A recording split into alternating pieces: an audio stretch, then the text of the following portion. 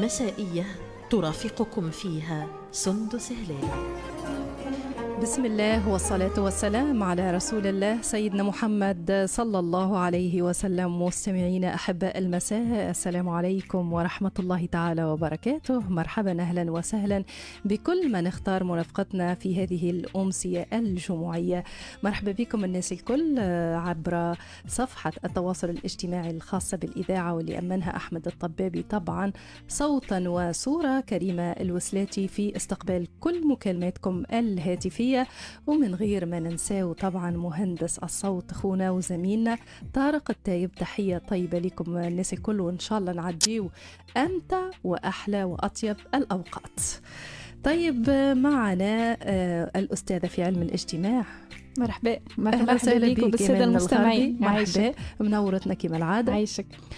وانتي تقريبا ضيفة قارة في عطر المساء، منورتنا في كل أسبوع من خلال طرحنا لجملة من المواضيع الاجتماعية بالأساس، اللي هي من صميم واقعنا. أكيد نجمو نراوه بالعين المجردة، فما حاجات ربما تلفت انتباهنا فنطرح 1000 سؤال ولا نجد الإجابة. سؤالنا اليوم مستمعينا الكرام باش يكون حول الوشم.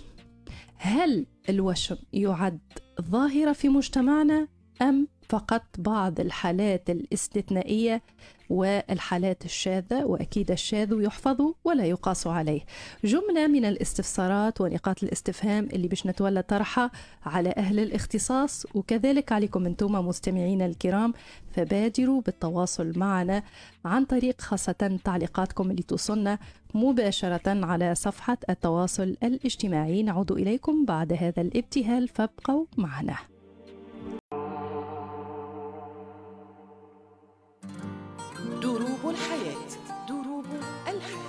دروب الحياة.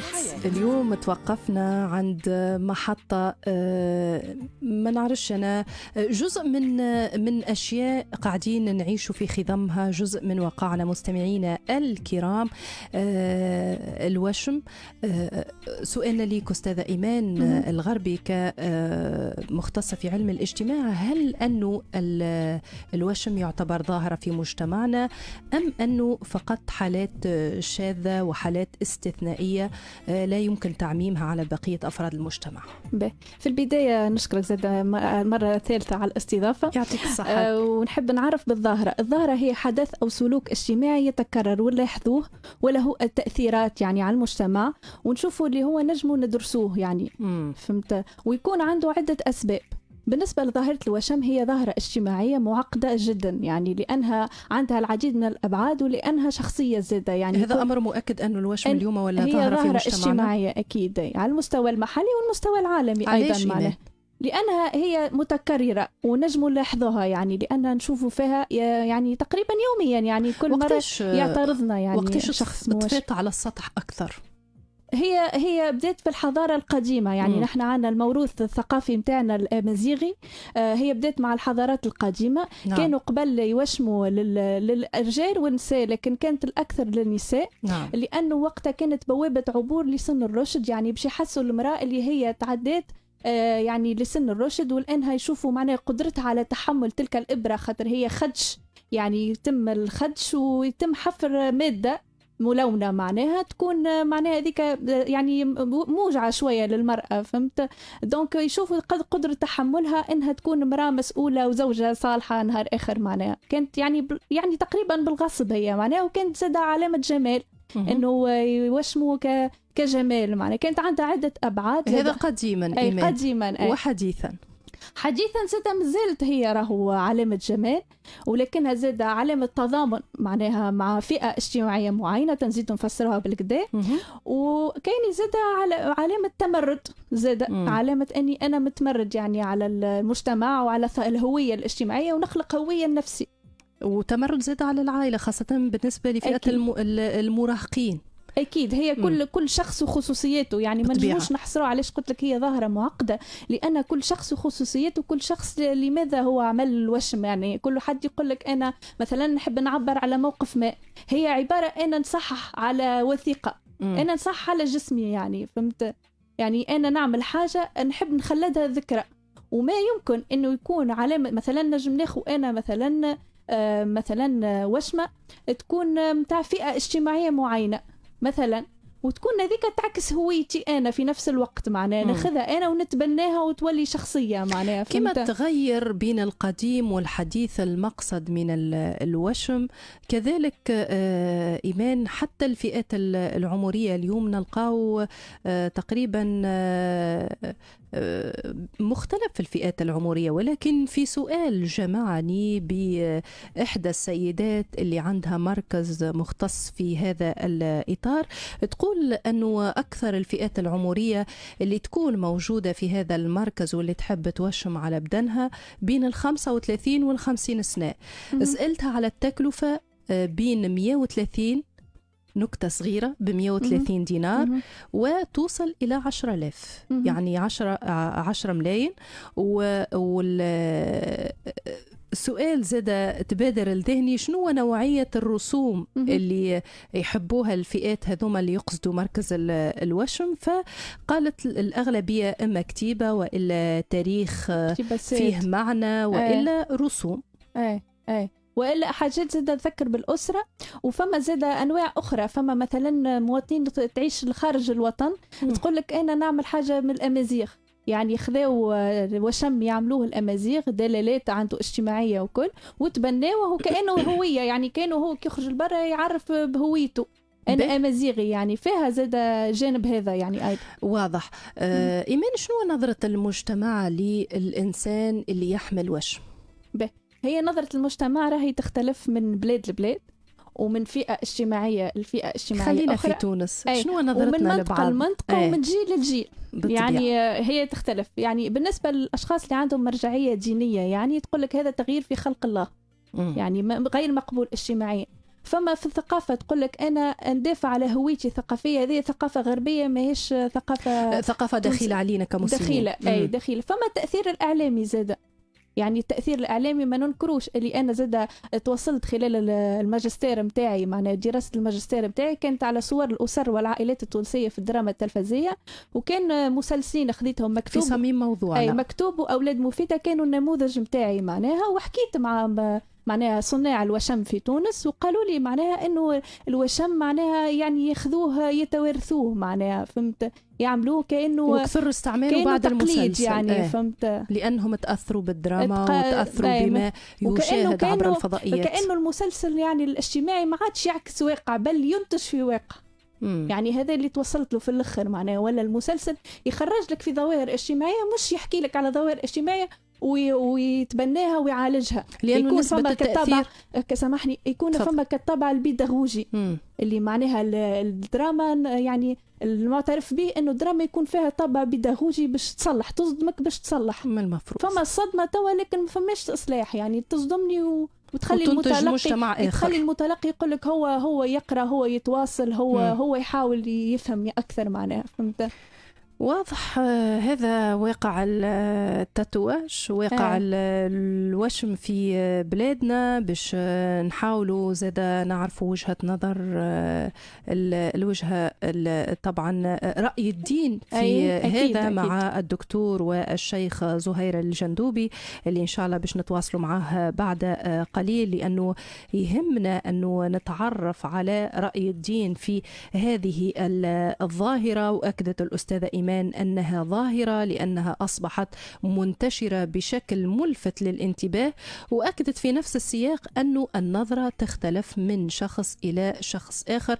فما اللي يوصل كونه يرفض أصلا أنه يتعامل مع الشخص اللي يحمل الوشم، وهذا تشكل عائق كبير يعني في التواصل ما بين الأفراد. يعني هو يكون الشخص يا إما معناه كما فسرت، يعني يا إما يكون يحب ينتمي لمجموعة اجتماعية معينة، يا إما يكون يحب يتمرد ويستفز. خاصة ساعات نلقاو أنواع متاع وشم صادمة، يعني صادمة للمجتمع، فيها نوع من الجرأة والهوية متاع المجتمع، معناها الناس تستغرب يعني تقول شنو هذا. فهمت؟ وفما نوع التأكيد الذات، معناه أنا نحب نعمل حاجة خاصة بيا، هويتي تعكسني أنا حر، يعني فيها الجانب الفردانية، معناه أنا نحب نتفرد بذاتي، معناه نعبر على ذاتي كما أنا نحب. وفما اللي يقول لك انا جسدي نعمل فيه زاد اللي نحب. اي اكيد هذه فيها جانب، هذا جانب الفردانيه معناها. هذايا حديث وهذايا مصطلحات نسمعوها خاصه حديثه في المجتمع الحديث، لكن عكس قبل قلت لك انت معناها جماليه اكثر، معناها فهمت، فيها طابع جمالي وفيها طابع علاجي زاد. كانوا يعملوا نقاط لهنا لتجنب وجع الراس، كانوا نقاط في الانف لتجنب وجع الاسنان. نعم، يعني كانت فيها ابعاد روحانيه علاجية اخرى. اي به. وفما امر اخر مهم انه نشيروا له استاذه ايمان، كونه اللي يحمل الوشم يعتبرها حريه ذاتيه وحريه شخصيه، لا تعني اي فرد من افراد المجتمع حتى ولو كان ابوه وامه. اي وهذا جانب يخوف شويه يعني في التواصل، من المخاطر الاجتماعيه انه معناها انه التواصل يعني فما دي سوسيولوج وكل مختصين يقول لك معناها لازم يكون فما على الاقل نشاط واحد تكون فيه من غير معناه نشاط يجمعني بعائلتي من غير وسائل التواصل الاجتماعي، يعني على الاقل نشاط واحد اللي هو مثلا نتلموا على العشاء مثلا معناها فهمت، يكون لانه التواصل هذاك مهم جدا للانسان معناها فهمت.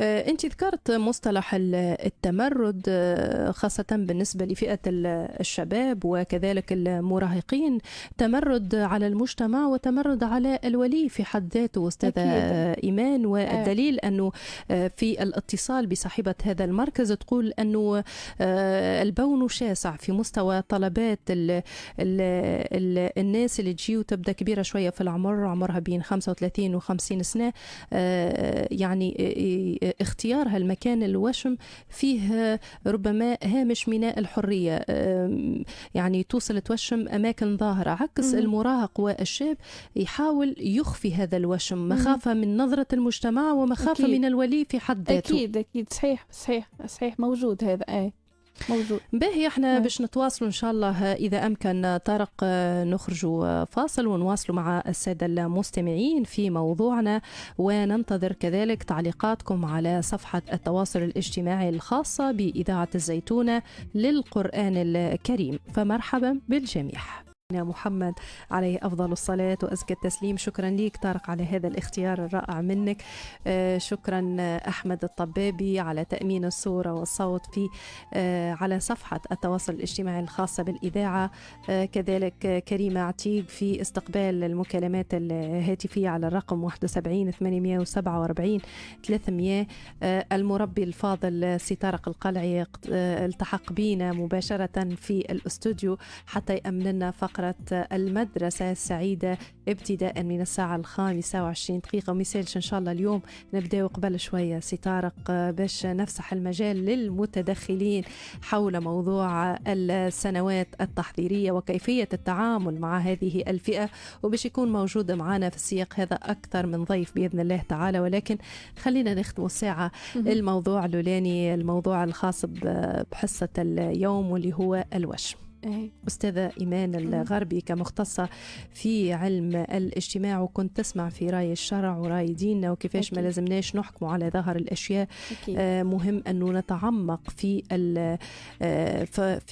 ثنائية القرآن وكذلك السنة حتى نتعرف على المقصد الحقيقي لكل ما يوجد في ديننا، ولا نحكم على الأشخاص من الظاهر، لأنه هذا يرهبهم في ديننا مش يحببهم في ديننا، وهذا بالحق من الأخطاء الفادحة اللي نرتكبوها في حق بعضنا. نقولوا سامحني نفرهم اجتماعيا يعني زاد من المجتمع ككل، يعني يخليهم يزيدوا ينقموا أكثر وأكثر، ينفرهم يعني ينفرون معناها من المجتمع. باهي إيمان حكينا في الكواليس كونه الإنسان اللي يستعمل الوشم قديما يعني سواء في السجون أو التجار وكذا والبحارة عفوا، هو حسب العالم الاجتماعي الفرنسي في كتابه علامات هوية دافيد لبروتون، هو فرنسي، دونك يقول انه الاشخاص اللي كانت تعمل وشم قديما كانت اشخاص مهمشين اجتماعيا، يعني كتضامن بيناتهم يعملوا الوشم هذا. كما البحارة كانوا يعملوا مرسات، يعملوا قارب، يعملوا بوصلة. الاشخاص اللي في السجن كانوا يعملوا معناها حاجات ترسم الحياة متاعهم، المعاناة متاعهم، تجسد الحياة اللي عاشوها، أو يكون فما مثلا رسائل مشفرة بين عصابات مثلا، تكون فما أوشام ما تكونش قادر أنك تحل الدلالة متاعها معناها، فهمت؟ يفهموها المساجين بينات يفهموها بعضهم هما فقط. بينات بعضهم. وكانت كذلك القبائل يعني اللي حكينا عليهم كانوا يعملوا أشكال هندسية أو أشياء مستوحاة من الطبيعة. هذا بالنسبة للوشم. لكن توا في معناها معلومة نحب نقولها، يعني أنا في أوساط معينة معناها فهمت، في أثناء الموت يعني يغطيوا الجسد اللي يكون فيه علامات وشم، يغطيوه بالحنة والزعفران. هذا دلالة منهم على الندم أنهم وشموا؟ ممكن فيه طبعا ندم، أو أنه معناها ممكن معناها تفاصيل، معناها خاطر بحر معناها ما تنجمش تحصر التفاصيل، ولكن هذه عادة ممكن موجودة المرجعية في الدينية أثرت معناها على الحضارة الأمازيغية، دونك تقول لك أنا نتجنب. به رسالة أو مسك الختام أستاذة، شنو نجم نقولوا للسادة المستمعين؟ هو الوشم يعني هو ظاهرة اجتماعية ومعقدة كما قلت، وقاعدة معناها يعني هو فيها جانب التأثير بالغرب يعني، وعدم الحفاظ على الهوية، الثقافة، الموروث الثقافي التونسي والمعيارية الثقافية معناها التونسية معناها. وممكن الوشم زاد يحيلك الأشياء أخرى اللي هي تولي ثقوب، اللي هي معناها تحدث عنها العالم الاجتماع الفرنسي دافيد لوبوترون، معناها ان تولي علامات تزيد تكون علامات فردانيه اكثر، يعني ماشي للفردانيه اكثر، ماشي للتواصل يقل مع المجتمع معناها. وهذه حاجه اكدوا عليها معناها حاجه خطيرة شوية، دونك لازمنا نحكيو عليها، فهمت؟ واضح. شكرا لك، ربي يبارك فيك ويعطيك ألف صحة. شكرا على حضورك وتلبية الدعوة. إن شاء الله في مواضيع قادمة أقوى من موضوع الوشم. إن شاء الله إن شاء الله كل إن شاء الله. شكرا لك. احنا مستمعينا الكرام فقراتنا متواصلة، وبعد الفاصل هذا باش نتواصلوا مع أهل الاختصاص فيما موضوع عبق التاريخ ورحلة في أقدم المساجد على مستوى ولايات الجمهورية التونسية مع الأستاذ زهير. اليوم مش تكون رحلتنا إلى ولاية باجة وأقدم مسجد في مدينة باجة نتعرف عليه بعد هذا الفاصل، فابقوا معنا مستمعين.